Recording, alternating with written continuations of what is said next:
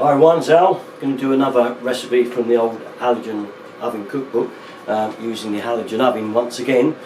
Show you another cheap, quick meal that is very nice. We're doing beef casserole today. We're taking it straight out of the book. The only difference we're going to do is at the end there we can add mash, which is what we're going to do. We're going to add a mashed potato topping to the casserole, which we'll show you at the end. For this recipe we need the low cooking rack. We preheat it to 200 degrees. You pop your beef in your casserole dish. I pop my onions in and the garlic because I like them to soften with the meat juices. And then you season it. I put black pepper in and salt, and I've added a little bit of this seasonal. I quite like that. I've not added any herbs, and you can add whatever you want. I've never pretended to be a cook. That's just how I do it. I'm trying to follow the recipe. Pop that in there. We'll give it 5 minutes to brown off. Keep an eye on it because you're going to need to stir it to make sure it doesn't go too brown.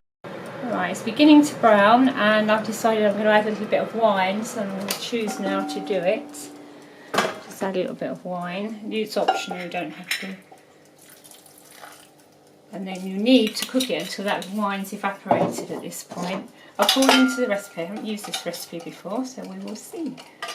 And when you read the recipe, it does say in here to put all of the vegetables in together with the beef and brown off, but I didn't want to do that because I think they'll go a bit dry. So I browned the meat.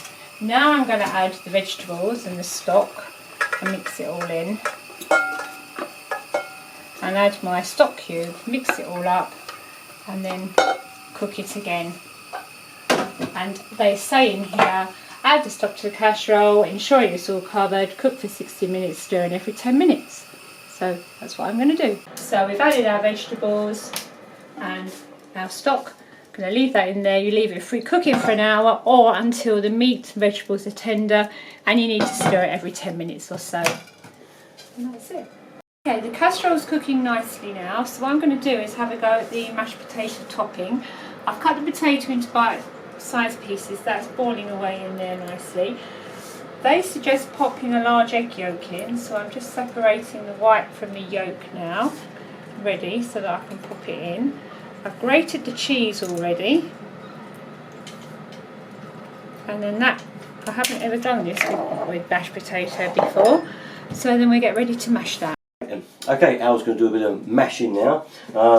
Here's our potatoes, all boiled up now and nice and soft now, ready. Before you do your mashing, we like to add a little bit of flour in, just to sort of make it a little bit more creamier. I'll just dash a little bit of that in there, maybe a tad more. That'll be plenty. Okay, put that in there.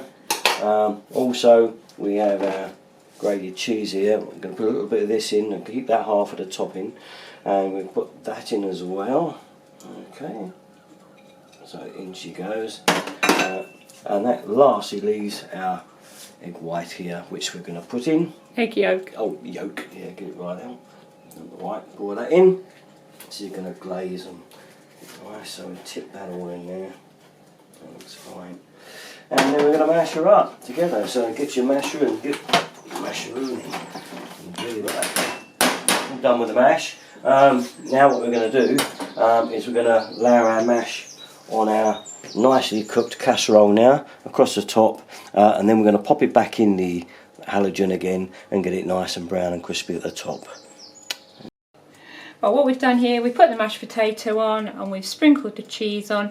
How I got that gravy lovely and thick was I popped a little bit of corn flour in just before the end of cooking time to thicken it up. So now I'm going to pop this on, give it 5 or 10 minutes.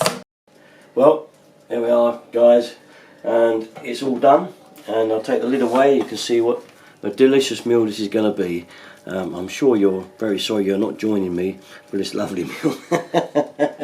As you can say, it looks delicious, and I can tell you we've done it before. It is delicious. Okay, thanks very much for watching, and all my videos, Derek and 33. Thanks for watching.